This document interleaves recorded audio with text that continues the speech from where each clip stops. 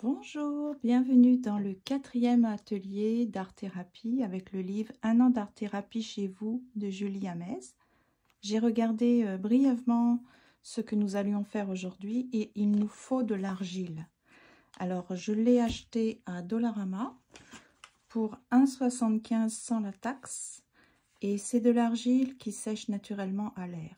Si vous n'avez pas d'argile comme ça, vous pouvez en fabriquer, j'ai vu ça sur internet, avec du liquide vaisselle, de la maïzena, donc de la farine de maïs, et aussi un colorant alimentaire ou alors une couleur acrylique de votre choix pour donner une petite couleur. Voilà, sinon il y a la pâte à modeler aussi, si vous en avez.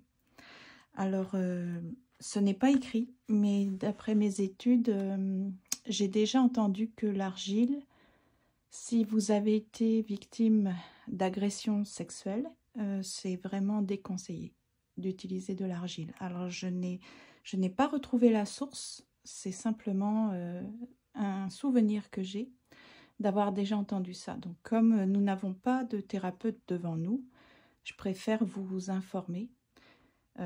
Pour que vous ne preniez pas de risques et que vous ne vous mettiez pas en détresse. D'accord? Donc, si c'est le cas, trouvez une autre activité.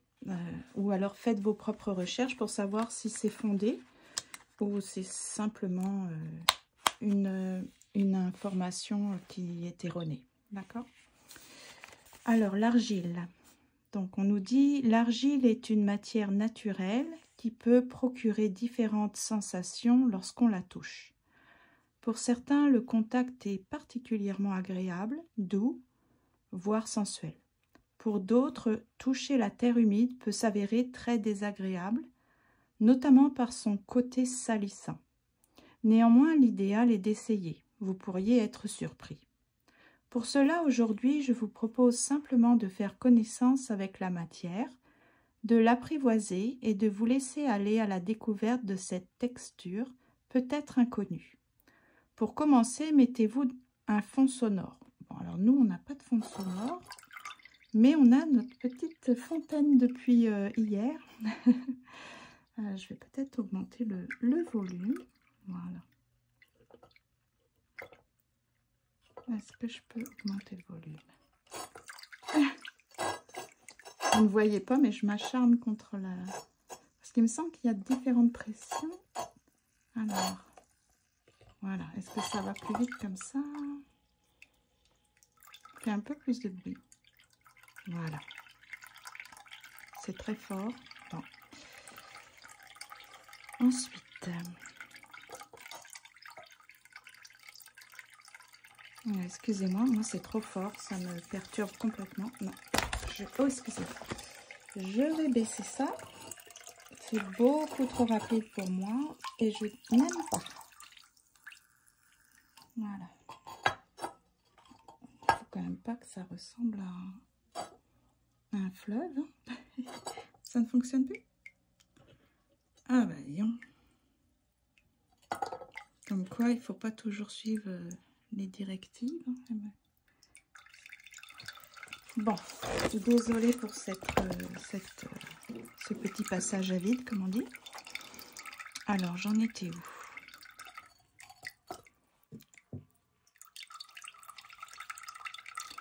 Choisissez de préférence un son calme. Non, c'est insupportable, donc j'arrête. Voilà. Alors, prenez ensuite un morceau d'argile de la taille de votre choix, puis fermez les yeux. Mettez vos mains sur la pâte, posez-vous simplement la question suivante. Qu'est-ce que je ressens ici et maintenant? Est-ce froid? Est-ce chaud? Après le toucher, faites appel à votre odorat. Portez la matière jusqu'à vos narines et sentez-la. A-t-elle une odeur? Si oui, à quoi vous fait-elle penser? Donc, il faut jouer avec nos sens. Et puis ensuite, on va écrire ça sur un papier, je pense, pour essayer de s'en rappeler et d'avoir une réflexion. Commencez ensuite à la pétrir, à la prendre à pleine main, à enfoncer vos doigts dedans. Prenez votre temps. Quand vous en avez assez, ouvrez les yeux et observez la forme que vous avez façonnée inconsciemment. À quoi ressemble-t-elle? Regardez longuement votre réalisation dans les moindres détails, sans la modifier tout de suite. Après quelques minutes, reprenez l'argile dans vos mains et imaginez un modelage inspiré par cette forme obtenue à l'aveugle. Prenez votre temps. Et à la fin, observez de nouveau votre réalisation. Qu'avez-vous cherché à exprimer? Libre à vous de laisser sécher votre modelage pour le conserver ou de garder la matière pour un futur dispositif. Dans ce cas, reformez-en un bloc, puis enroulez-le dans un chiffon bien humide avant de le ranger dans une boîte hermétique. Ça, c'est pour pouvoir le conserver, hein. Très bien. Alors, nous avons un témoignage. Agnès a déjà manipulé de l'argile, mais jamais les yeux fermés. Ce jour-là, elle accepte de se laisser aller à la découverte de la matière à l'aveugle lors d'une séance individuelle. Pendant une vingtaine de minutes, Agnès pétrit la pâte qu'elle a choisie de couleur blanche. Elle dira en fin de séance avoir trouvé cela très surprenant. Elle ajoute que l'expérience est vite devenue agréable, presque sensuelle. Le fait de sentir la matière, savoir qu'on la travaille, la ressentir pleinement. Lorsqu'elle rouvre les yeux, Agnès découvre une forme tout en hauteur qui ressemble à un pilier.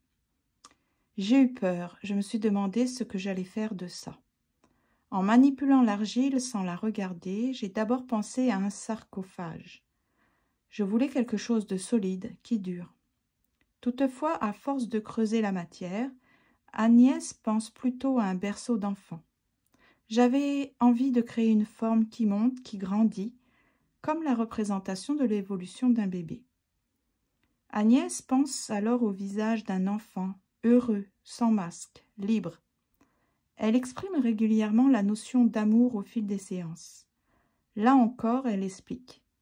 L'enfant aime toujours spontanément. Il aime sans se poser de questions, sans rien demander. En échange, c'est un amour pur. Avec son modelage, Agnès a donc représenté le visage d'un enfant, agrémenté de l'inscription « Je suis la vie ». Agnès s'était initialement orientée vers un symbole de mort, un sarcophage, mais à force de manipuler la terre, cette matière vivante, elle a finalement opté pour l'ultime allégorie de la vie, l'enfant. Donc, voici les consignes. Donc, je vais arrêter là la vidéo parce que je vais le faire moi-même, parce que après j'aurai les mains un peu sales. Donc, je ne pourrai pas manipuler la caméra ni écrire. J'ai réservé un bac d'eau, avec la température un peu chaude, une eau un peu plus que tempérée, parce que comme c'est très facile de se nettoyer les mains, d'accord? Donc, je vais le faire. Je vais faire exactement ce qu'ils ont dit. Et puis ensuite, une fois que j'aurai lavé mes mains, que j'aurai la forme obtenue, je vais écrire dans mon carnet les différentes questions. Hein. Donc, c'est peut-être ce que je vais commencer à faire, écrire les questions. Je vous les répète. Et puis, comme ça, vous allez pouvoir faire votre activité. Donc, les questions, par exemple. Donc, il faut fermer les yeux, mettre un fond sonore, donc calme, pas comme celui que j'avais. Hein. Ensuite, fermer les yeux, mettre les mains sur la pâte et se poser simplement la question, qu'est-ce que je ressens ici et maintenant? Est-ce que c'est froid? Est-ce que c'est chaud? Ensuite, porter l'argile jusqu'à nos narines et sentir. Est-ce que ça a une odeur? Et si oui, à quoi ça nous fait penser? Après, on commence à la pétrir, enfoncer nos doigts dedans, ouvrir nos yeux, façonner une forme.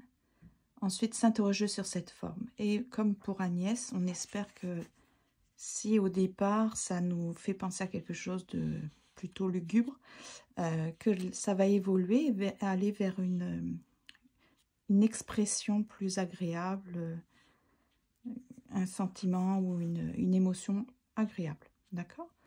Pour la semaine prochaine, est-ce que nous avons besoin, de quoi avons-nous besoin?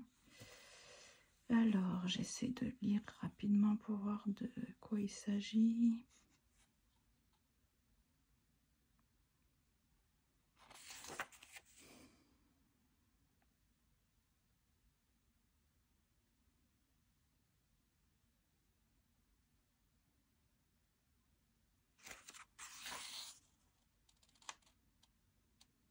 Apparemment, non. Il faut simplement un minuteur, fermer les yeux et analyser ce qui se passe en nous. Donc, nous n'avons pas besoin de matériel.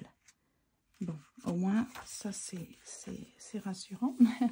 Parce que c'est vrai que si vous n'avez pas d'argile, déjà, c'est un petit peu un petit souci. Donc, j'espère que ça va vous plaire. C'est assez original. On ne sait pas pourquoi, quel est le but, quels sont les objectifs. Donc, je vais peut-être avoir une réflexion là-dessus. Et puis, si ça vaut la peine, je vous partagerai quelles ont été mes réflexions. Parce que je n'aime pas faire quelque chose sans savoir pourquoi, quels sont les objectifs, ce que cela peut nous apporter. Donc, si ça vaut la peine, je vous partagerai mes réflexions, d'accord? Donc, prenez soin de vous et je vous dis à demain pour l'atelier sur la féminité. Au revoir.